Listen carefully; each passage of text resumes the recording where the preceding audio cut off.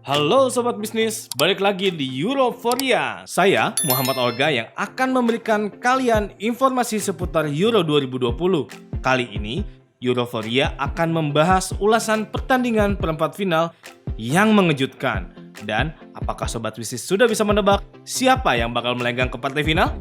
Tonton sampai habis karena di akhir akan ada fakta unik soal laga semifinal mendatang. Partai perempat final kemarin bisa dibilang jadi pembuktian tim besar bermental baja. Kenapa?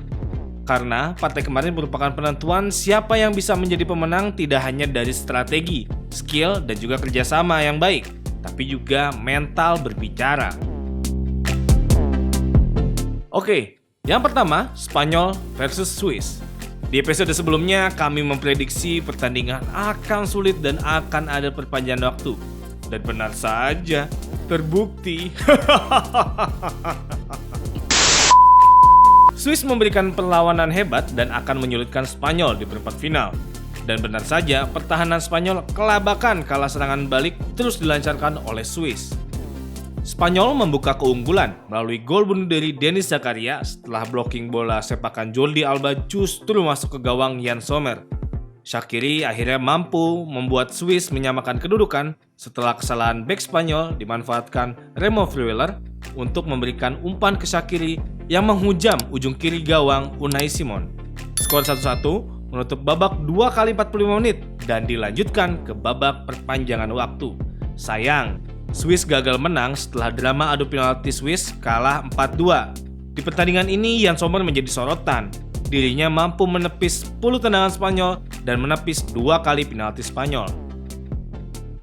Kedua, Belgia versus Italia. Sesuai prediksi, Italia masih on fire dan melanjutkan tren kemenangan dengan 32 pertandingan tak terkalahkan. Gli Azzurri tampil meyakinkan di babak pertama dengan 9 tendangan percobaan dan 2 diantaranya menjadi gol. Gol pertama dicetak oleh Barella setelah memanfaatkan umpan taktis dari Verratti dalam kotak 12 pas. Sementara gol kedua dicetak oleh Lorenzo Insigne bermula dari skema serangan di lini tengah. Penetrasi dari Insigne berbuah gol lewat tendangan placing lambung ke pojok kiri gawang Thibaut Courtois. Belgia lalu membalas lewat gol penalti Romelu Lukaku setelah Jeremy Doku dilanggar Di Lorenzo di kotak 12 pas. Babak kedua pun diwarnai dengan serangan-serangan apik Belgia. Sayangnya, kokohnya pertahanan Italia yang dipimpin Chiellini dan juga Bonucci membuat Belgia gagal menambah gol. 2-1 untuk kemenangan Gli Azzurri dan Italia lolos ke semifinal untuk menghadapi tim matador Spanyol. Ketiga, Ceko versus Denmark. Dua kuda hitam di Euro ini saling adu di perempat final. Kedua tim saling jual beli serangan di babak pertama. Denmark membuat gol melalui sundulan Delaney yang tidak terjaga saat menerima umpan sepak pojok Striger Larsen. The Danish Dynamite menambah gol di menit 42 setelah umpan melengkung Mahili disambut dengan sepakan Kasper Dolberg. Ceko tak mau kalah begitu saja. Di babak kedua, penguasaan bola dikuasainya dan akhirnya bisa menipiskan ketertinggalan 1-2 lewat Patrick Schick di menit 49. Sayang, sang pencetak gol harus ditarik keluar lantaran cedera. Dan kemenangan 1-2 untuk Denmark memastikan mereka kembali ke semifinal setelah terakhir tampil di 4 besar pada Euro 1992. Keempat, Inggris versus Ukraina. Inggris tampil tengginas melawan Ukraina di perempat final. Bermain di Stadio Olimpico Roma, Italia, Inggris pesta gol 4-0 atas Yarmolenko CS. The Three Lions membuka keran gol melalui Harry Kane setelah menerima umpan terobosan dari Raheem Sterling. Di babak kedua, pasukan asuhan Andriy Shevchenko menjadi bulan-bulanan anak asuhan Gareth Southgate.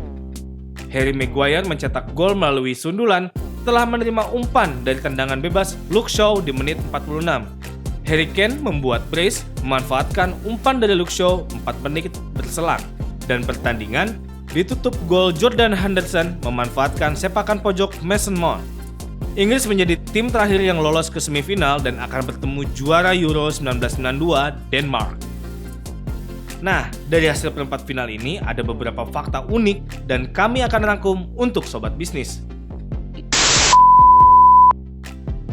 Pertama, semua tim yang lolos ke semifinal saat bertanding di perempat final memakai jersey putih. Gak percaya? Belgia, Italia pakai baju putih. Ceko, Denmark, putih lagi. Swiss, Spanyol, putih juga. Apakah ini pertanda?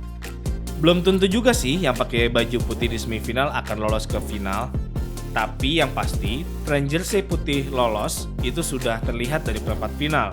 Ada 5 tim yang pakai jersey putih di perempat final yang lolos ke semifinal, yaitu Inggris, Swiss, Denmark, Spanyol, dan Ceko.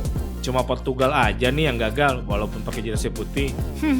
Puk. Sabar ya Ronaldo.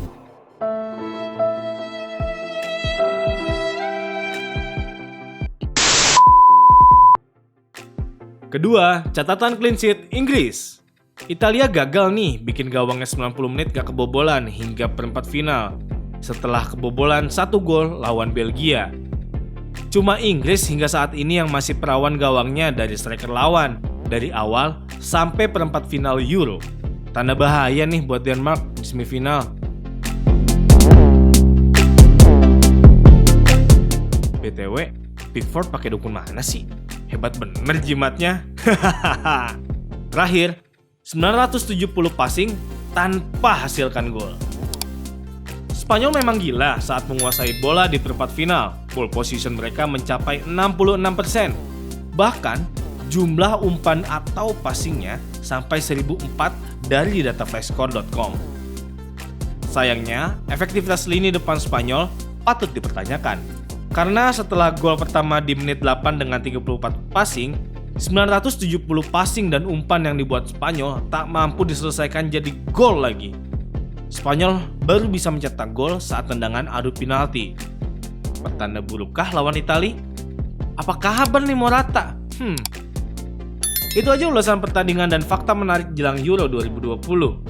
Sobat bisnis, jangan lupa tonton terus Euroforia di channel ini dan baca berita terupdate lainnya di portal berita bisnis.com.